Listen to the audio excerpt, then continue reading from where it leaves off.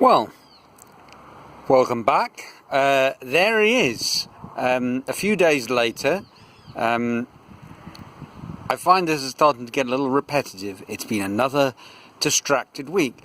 This time I skillfully managed to leave my glasses on a trip to Fortaleza. Luckily the gallery where I was found them and emailed me to let me know they'd found them. So my first worry of having spent hundreds and hundreds to get a new pair of glasses was sort of alleviated, but it did mean that I then had to spend another day sort of travelling the 200 kilometre round trip to fetch my glasses, which was a little annoying. Hence I'm a day late on the filming, and my weekends tend to be somewhat more relaxed, so it'll be, by the time you see this, it might be next week. Never mind. Now, as you can see, not only has my week been on its head, but David's on his head. And there's two reasons for that. Obviously, there's the simple fact that I am too lazy to string him up. Actually, not just too lazy, but it's going to get quite involved. On Wednesday, I tried hanging him from a tree, but he is getting bigger, as you can see. The lines are a little confused. I'll move in closer just now and move around so you can maybe see what's happened. But hanging him is no longer a simple matter. By the time he's finished, he'll be about 1.80 meters. So he's getting big.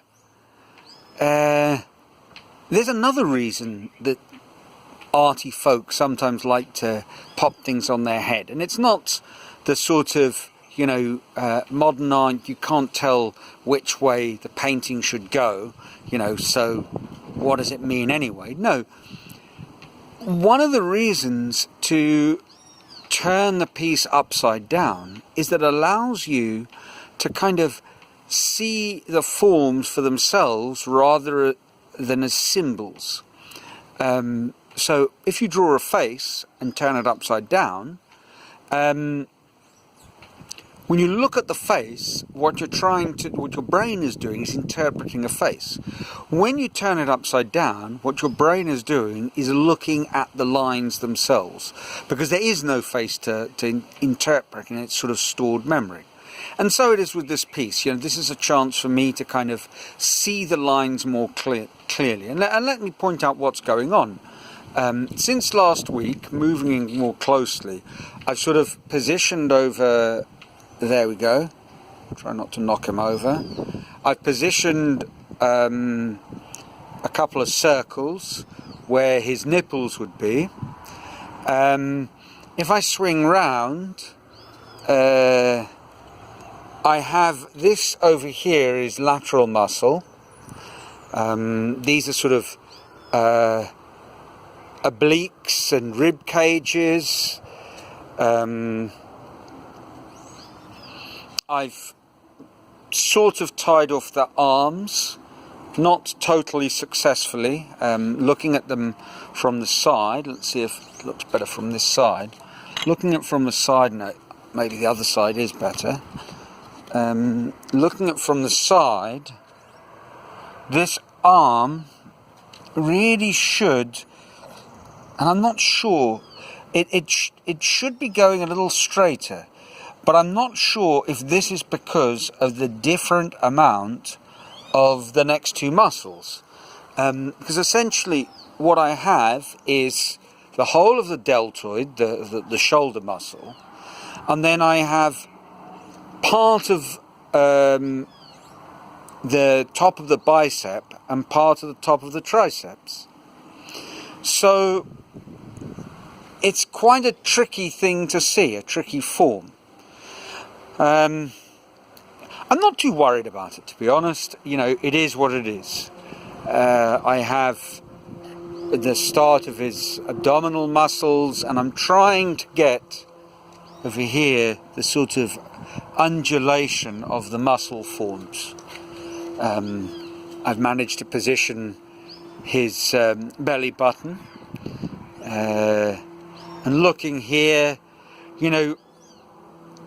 there's a lot of things that are going right. I mean, one of the things that I think is going to work out well for him is the sort of straightness over there will be counterbalanced, quite a big asymmetry, which you'll see next week, by a sort of kink in here. So the pelvis and the muscles joining the pelvis will kind of move out that way, and the lateral muscle that will create a sort of quite a triangular effect, whereas the other side is quite straight. And so that's where he is right now. I remain pretty clear on my plan that he'll be a head, torso and a couple of shoulders, and that's it. Because he is, quite simply, you know, the imperfections are clear, and it will be time to move on and start the next piece. A friend came round to visit, and I was talking about this, and he said, but how can you see that it's wrong? And it was quite an interesting question, because I can see that it's wrong, and yet people will look and say, well, they can't see it, looks kind of the same. And I think it's just getting your eyes, it's kind of like looking into a dark room. You need to get used to the light or something like that. And it is, I suspect, is going to be a bit of a bottomless rabbit hole that I've dived into. But anyway, that's it for this week. Progress is being made. I think he's looking quite good. Certainly good enough that he will stand alone. And one of the things I've decided is a sort of a title. I'm just moving this because I'm going to go into the workshop. A title for the pieces that haven't quite worked, and I'm for the moment calling them failed auditions. So before I sign off, let me show you a failed audition. There he is, a head that didn't quite make it as far as a more complete David study, but I just turned into a sort of a portrait. And I call them failed auditions because I kind of imagine that Michelangelo must have had various people, models that he used, and he chose to use bits, or maybe a composite, or maybe it was one model, I don't know. But there must have been people he rejected, and this is one of the people he rejected. It's as simple as that. What is important is to turn the bits and bobs that don't work out into a successful study for the final piece into a successful piece that, frankly, I can sell. And this is a failed audition number about 4 or 5. Anyway, it's been a bit of a wobbly camera day. You know, life goes on. I have my glasses, which is nice. David continues to make progress. The sun is shining, and I'm hoping to have something that's fairly complete to show you hanging up the right way round next week. Until then, ciao.